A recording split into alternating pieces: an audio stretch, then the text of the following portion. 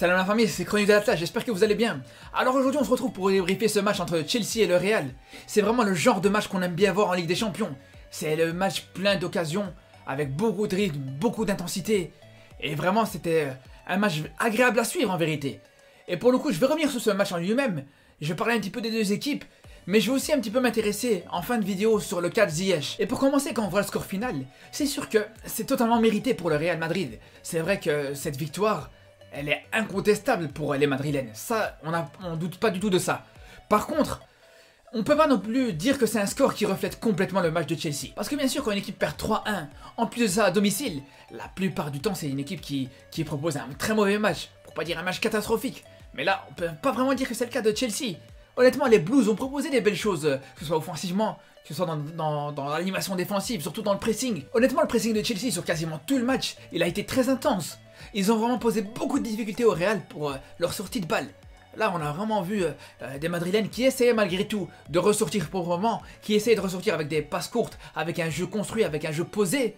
Mais c'était très difficile avec le pressing très intense proposé par les Blues. D'ailleurs, moi personnellement, s'il y a une chose qui m'a vraiment très surpris dans ce match, c'est vraiment cette attitude qu'avait le Real Madrid de vouloir essayer de poser le jeu comme on a très peu l'habitude de les voir au final. Ils s'entêtaient à essayer de ressortir proprement.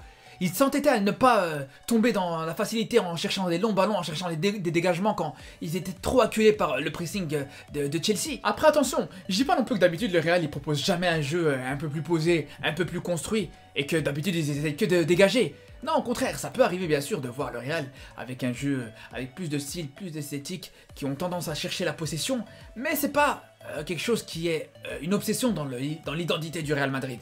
La possession, c'est pas quelque chose qui fait partie intégrante de l'histoire du club. Mais là, pour le coup, dans ce match, même si le pressing de Chelsea il était vraiment très intense et qu'il était très difficile à contourner, ça n'a pas empêché pour autant les Madrilènes à quasiment systématiquement essayer de construire de derrière en essayant de sortir proprement. Et pourtant, paradoxalement, c'est pas forcément comme ça que les Madrilènes arrivaient à se créer le plus de danger dans ce match. Au contraire, parce qu'ils avaient du mal à trouver les joueurs entre les lignes, ils avaient du mal à chercher la profondeur et proposer des passes dans le dos de la défense de Chelsea. Ça, c'est pas vraiment comme ça qu'on voyait les Madrilènes dans ce registre. Par contre, là où le Real arrivait à être le plus dangereux, c'était avec les combinaisons sur les côtés. On l'a bien vu sur le premier but et sur le deuxième but. Surtout avec Vinicius qui était très percutant sur son côté gauche, comme d'habitude. Mais là où le Real faisait très mal aussi, c'était sur les ballons récupérés très haut dans le camp adverse.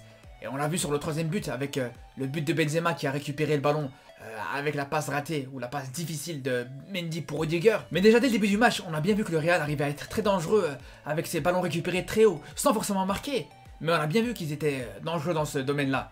Par exemple sur la frappe de Vinicius qui a trouvé la transversale. À la base, ça venait une récupération de Valverde dans les pieds d'Azpilicueta. Donc tout ça, ça montre une chose, c'est que même si le Real proposait pas forcément un pressing très haut sur l'ensemble du match, mais les fois où ils se mettaient à presser, ils étaient très souvent dangereux. Contrairement à Chelsea qui, eux, ils sont efforcés à presser tout le match de manière très intense. Mais malgré ça, les Blues, ils ont jamais mis réellement les Madrilènes en danger comme ça.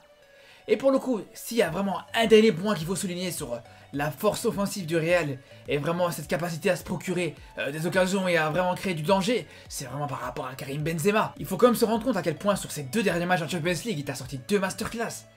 Contre le PSG, il t'a donné la qualification quasiment lui tout seul. Si les Madrilènes ils ont su revenir de Londres en faisant un grand pas vers les demi-finales, en créant cet exploit incroyable de battre Chelsea à domicile sur le score de 3-1 alors que le Real l'avait jamais fait comme ça dans ce stade de la compétition en Champions League. Mais bien sûr que c'est en grande partie grâce au numéro 9 français.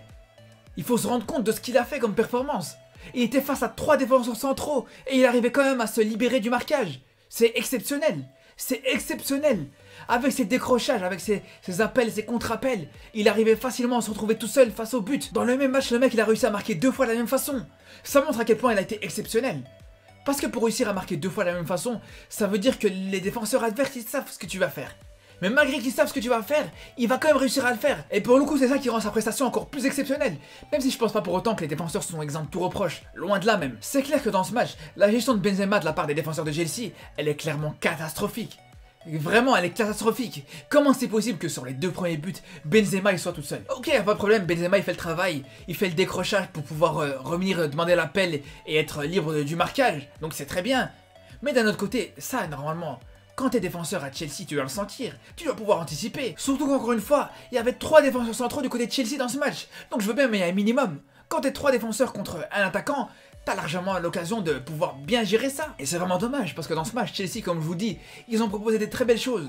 Donc honnêtement, si les défenseurs centraux, ils avaient mieux géré le cas Benzema, ils auraient pu proposer encore mieux. Et là, pour le coup, je pense pas que le score il aurait été pareil. À un moment donné, quand t'as en face de toi le principal danger du côté du Real, mais tu le laisses pas tout seul.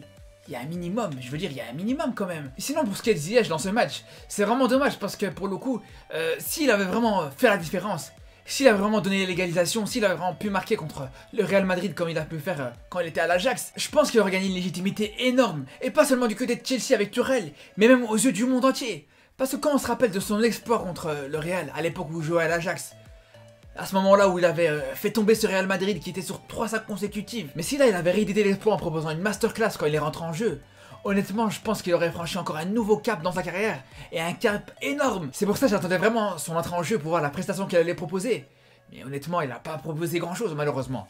À part 2 centres et un tir, il a absolument rien fait d'autre. Et on a vu directement dès son entrée qu'il n'était pas dans son match. Directement sur les 2 ou 3 premières prises de balle, on a vu du déchet déjà. Après c'est sûr qu'il n'était pas forcément dans les meilleures conditions pour rentrer. Surtout qu'il faut dire une chose, c'est que Ziyech c'est pas forcément le super sub, le joueur qui est vraiment intéressant quand il sort du banc. Même s'il y a eu des matchs où il a pu faire la différence quand il est rentré en cours de match, mais c'est pas typiquement ce genre de joueur là. C'est pour ça qu'il faut absolument que la situation de Ziyech elle s'améliore. Et ça que ce soit à Chelsea ou dans un autre club, peu importe. Mais il faut absolument qu'il trouve du temps de jeu, il faut absolument qu'il trouve une place de titulaire à part entière, peu importe où ça peut être.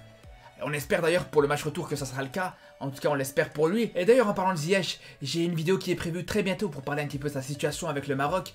Donc on se retrouve très vite, et d'ici là, prenez soin de vous!